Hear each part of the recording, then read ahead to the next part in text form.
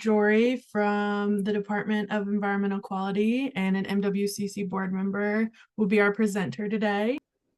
I honestly did not prepare any formal materials or slideshows for this. It was a little bit last minute, and I apologize. I did not have enough time. I also really want to know kind of open format what your questions are, so I'm going to leave a fair amount of time for that. I just wanted to give a little bit more background so you'll understand the perspective I'm coming from, because I don't work for a nonprofit.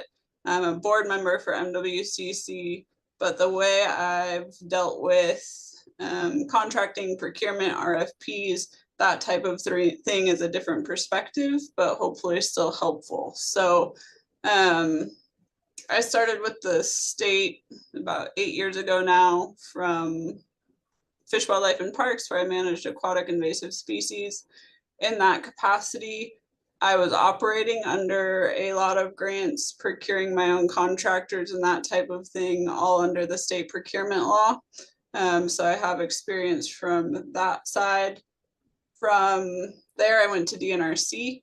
I managed the watershed grant program as well as reclamation development grants.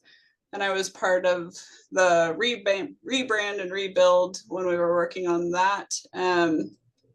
From there, I did a lot of work with watershed groups regarding how to deal with RFPs, you know, making sure that their contracts were good, whether that was for, you know, personal services or contracts for contractors. So construction all the way from strategic planning.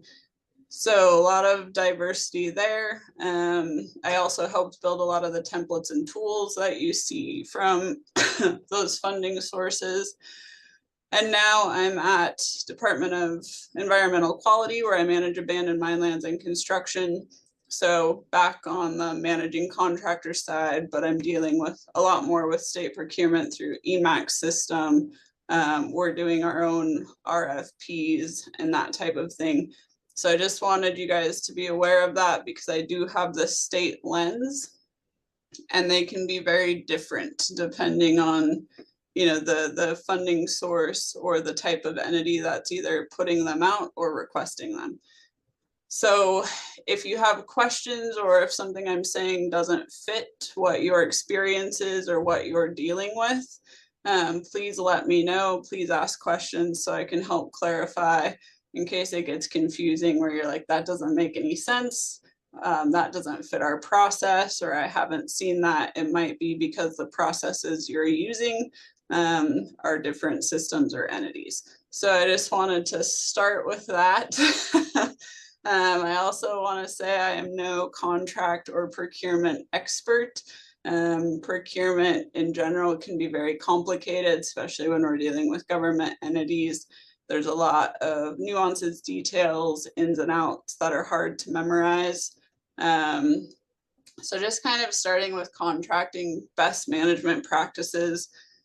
This going from, I'll try to do this more from your perspective of, if you're the ones that are developing contracts or getting into contracts with other entities, my biggest feedback is know the entity, know the funding source, because like I said, they all come with different rules and regulations. So like state procurement, for example, you have different funding thresholds, right? So you have your 10,000, your 100,000, or might be 200,000 now. And depending on those thresholds, there's going to be different requirements and what's needed. It requires a whole different solicitation process and things like that. When you're not sure what you should be doing or what those are, call people. And I'm not getting into details here because, again, there's too many and it's too diverse depending on what your specific need is. But there's always someone to call, whether that's a funding agency that can help you, or whether it's, you know, state procurement, the entity putting out an RFP, or even dealing with a contractor. So depending on your situation, ask around or talk to people and who has done what you're doing before and give them a call. that's going to be your best source of information. Who's successfully done this and can help me walk through it. With that being said, so like I said, there's a lot of ins and outs on your contracting. Know when to recruit help. If you're ever getting into a contract that is going to be legally binding in any way, so this is even down to MOU contracts or contracts with a contractor for moving dirt or an engineering firm or whatever type it is, if you can, if it's available to you, get legal review on anything that is going to be legally binding. Some of them seem simple, some of them seem really straightforward, but I've seen a lot of issues come up for people that drafted their own contract or took just a general template and ran with it, essentially. There's a lot of things that come up and a lot of liabilities that you want to make sure are covered when you're getting into agreements. As far as people that are available to you, I think forums like this are really helpful. This helps build out your network, talking to your watershed groups, your other nonprofits, contacts at the state. So if you're, say you have a DNRC grant or a non-point source grant, 319 funding, they have grant managers assigned to you or program managers if the grant managers aren't responding or don't have the answers. Those are people that you can call to ask detailed questions as far as what's required of you, what type of payroll information you might need, what type of information your contractor would need, what type of agreements need to be in place. Because again, all of that's going to vary by funding, but know who your network is and who to talk to. If you know other watershed groups, conservation districts, people like that who have done what you're doing, that's who you call. That's always my biggest plug for people on this, on the side of nonprofits. If you have friends or friends of friends who have done it, they're going to be a better resource for you than cold calling someone at a higher level. What I've noticed is that being in the nonprofit side and on the state side of receiving versus kind of the state side controlling the funding and issuing that out, it is very different. On the state side, we'll have a checklist of documents we need from you, but we're not going to be able to help you put those together. We don't always know what's required or what's in your best interest to have in those. We can tell you federally what's required or what your funding source requires and what we need to see, but not the best tools or mechanisms to make that happen. So, when you'll need an accountant, right? Or down to calculating your indirects and things like that, and what the correct rates are for federal compliance. That's when it's going to be better to talk to people who have jumped through the hoops before. With that and all those details, some common errors that I see, right, are not reading all of the rules and regulations or understanding the funding source or the RFP. Same goes when you're issuing it, right? So if you're issuing an RFP, so for those groups that have funding and do their own grants, know the strings of your funding, because that can also bite you if you're not incorporating that and getting that from the applicants that are coming in. Same thing when you're applying, understand those rules and regulations and how your, chain of custody essentially works too. So on larger projects or more complicated issues, you might get into a subcontractor situation. So an example of that being on larger construction projects, you're going to hire an engineering firm. That engineering firm is going to help you put together a bid package and then ultimately get your contractor that's doing the dirt moving for your project, which is totally different. And those are going to be two separate contracts on your end. And it's very important that their duties are very clear. With that, say you have your dirt moving contractor, but they need to haul a bunch of dirt. They don't have the trucks and equipment in-house to do that. So they're going to do what's called subcontracting. In that situation, most times it is better for them to subcontract that out under their entity versus you doing an additional contract. You can do it both ways, where you would then contract the dirt moving company and the trucks. It is almost always better to subcontract out under that main entity for a couple reasons in this situation where we're talking about smaller nonprofits and groups. It is then your main contractor's responsibility to understand what their requirements are. They're signing off something saying that they understand them and they meet all those requirements. And then it is their responsibility to manage the subcontractor and make sure that subcontractor is meeting those requirements. And then they are liable if something happens. So it helps protect you, and those contractors often have more resources, experience, expertise to do that than you will in-house. And so that's one of the common things that I've seen where you have a nonprofit trying to do a larger project or something more complicated, not understanding the insurance requirements or the different funding requirements if you're dealing with, ARPA or other federal funding, and all the paperwork that's required with that. So they miss that, they hire somebody, those pieces are out of place, you're not legal, you're not in compliant, and in some situations, then you're also not going to be reimbursed, right? Or that funding won't be released to you to begin with because you didn't follow the proper channels. So those are things to be aware of, and that's where contractors can be really helpful. It's their job, it's what they're good at, it's what you're paying them for. It does cost more, but it can also relieve a lot of burden from you and also make sure that you're doing things correctly without you having to learn every source in detail that you're working through.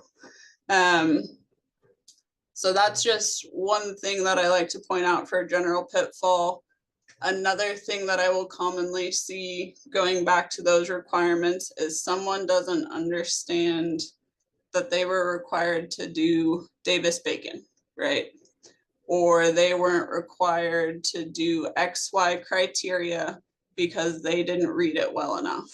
And then you're in an issue where you're disqualified, or again, you're not going to be able to receive funding. So you're not able to meet some type of the pre-check requirements, right?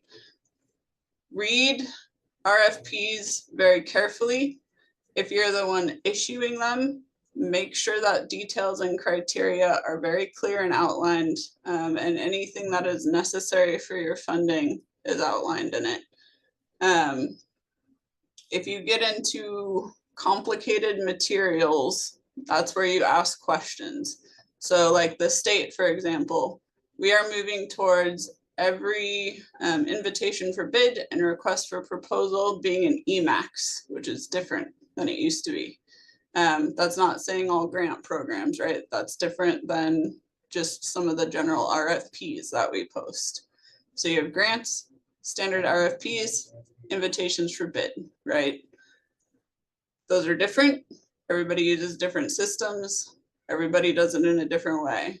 And this is where, when you're unsure, call someone.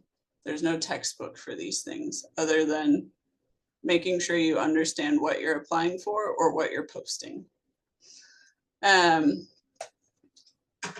Contracting thresholds are another common pitfall, because like I said, with the state procurement, right, you have your under 10,000. We can do what are called work orders, and you don't have to do a full solicitation process. So that means that you don't have to go out and get 3 different bids from qualified vendors. You don't have to do a full post for X period of time and then do a matrix, rank people, all of that business, right? So there's sweet spots and triggers. You have your 10,000 and under for the state, you have your $1,000 threshold, And then there's a whole lot that goes in internally in between that. But your process and what you're required to do to be legal, compliant, and fairly select a contractor changes. It also changes depending on what system you're working in. A lot of people have different rules. State procurement is probably the most widely used, and it's good to get familiar with. Again, I'm not an expert, so I don't want to get into details, but I can get you resources if you do have specific questions. But that's just something to be aware of. With that, that was a really high kind of general overview. Does anyone have specific questions about contracts, procurement, or even grant management? Although I no longer work in grants, I operate under federal grants now, and I used to run grant programs, so I'm comfortable asking questions about that. But what are people's specific needs or questions? And then I can address those.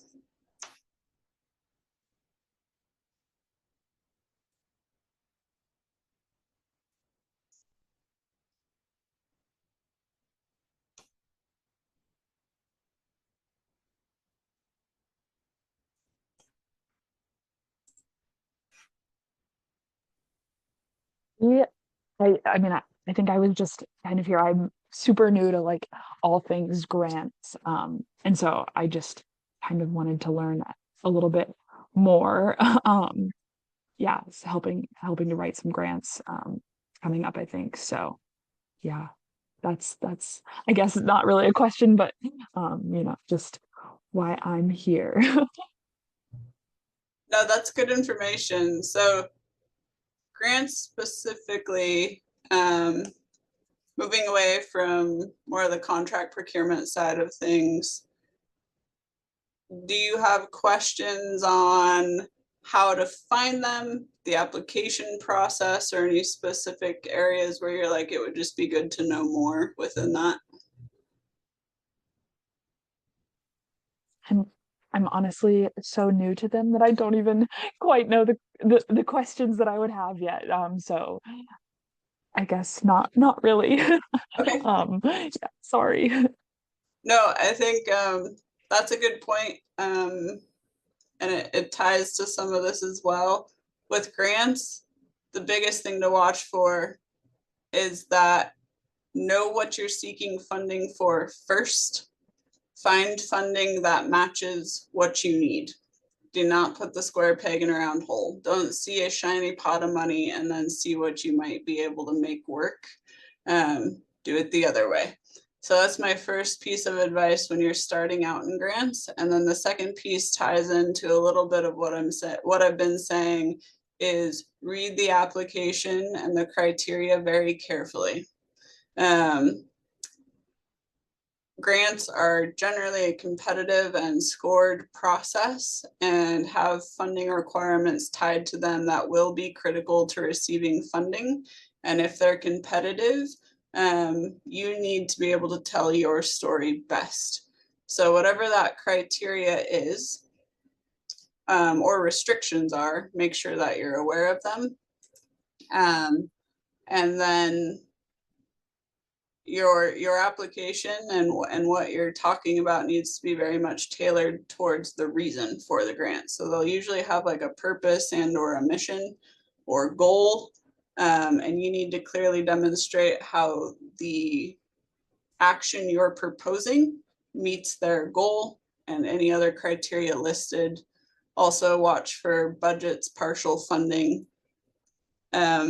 and make sure that you're meeting those criteria. It's helpful to design it in a way where it can be staged or part of a project can be done when possible. So those are kind of my general tips for grants. And then again, if you ever have any questions, call the grant manager. So almost always a request for proposals or grant application notice will have a contact. And if you're unsure, they will generally walk over your project with you to see if it fits, or sometimes pieces don't fit. And the last piece to watch for is match requirements. So some don't require a match at all. Some do and have restrictions about it, and it needs to be committed or from certain sources, or sometimes they allow in kind, or sometimes they don't. But there's a lot of details in those applications and criteria.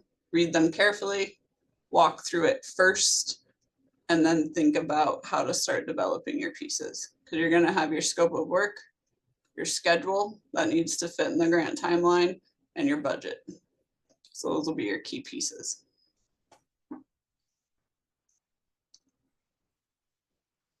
Lulu Yes. asks, how do you handle creating budgets for grant proposals when the project costs require estimates from contractors or businesses, but you need to obtain these figures before going through the formal bidding process? That's a really good question. There's a couple options here depending on what the estimate is for. So if you're looking at a large on the ground project, so this is dirt digging construction, right? There are engineering firms that are generally going to do your oversight and generally your design if you're that early in the process. You can talk to some for that piece that can help you come up with a cost estimate for the larger construction costs. If we're talking about something a little less intense, or maybe it's soft restoration, or maybe it's even a strategic plan, couple options. So let's go strategic plan route. Call a couple organizations who have done one and see if they're willing to share costs with you. Oftentimes they will. Or just calling a couple firms. So generally people will give you an estimate before signing on with you. It's going to be a rough estimate, but it is generally good enough for your grant proposal. When you do get into those construction costs, that's a little bit different, and they generally do want to see an engineering firm providing that cost estimate. It needs to be a little bit more concrete because those construction projects, if you're just the one ballparking it, those can get out of hand really quickly. If it's a larger project where you're like, nope, this is for all of it, right? So there are some like large grant funding sources where you're like, this is going to be for all the preliminary work, the design, and the construction. Still talk to a couple engineering firms and get a rough estimate for them. It's not going to be as concrete because you have not hired them on as your oversight yet. So a couple options there depending on the scale and items that you're looking at. And those that all will occur before the formal bidding process. So when you get to an actual bid,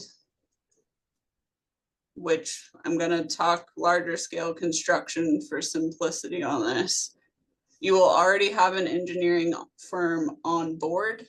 That is the lead for your project. They generally do the design, they handle all of those pieces, and they're essentially an extension of you at that point. And they will walk through that project start to finish, unless you have issues and need to change. But for the most part, they will be on start to finish. They're part of that preliminary process. They are the ones that develop your scope of work, cost estimate, all of those things, and work very closely with you to help prepare that bid package. They do that for you. We even do that at the state. That is not something you guys generally will do for yourselves if it's on that type of scale. And just for you guys too, if you're working through grants or anything like that down the road and you're like, I have questions, I don't know who to call, please call me. Even if it's not my area of expertise, part of how this works is I have a large network. So if you have a specific question and I can't help you and you don't know who to call, I can connect you with someone who does. So please feel free to add me to your network. Use me as a resource. Thank you guys for hopping on and for working on watershed issues, because very important. So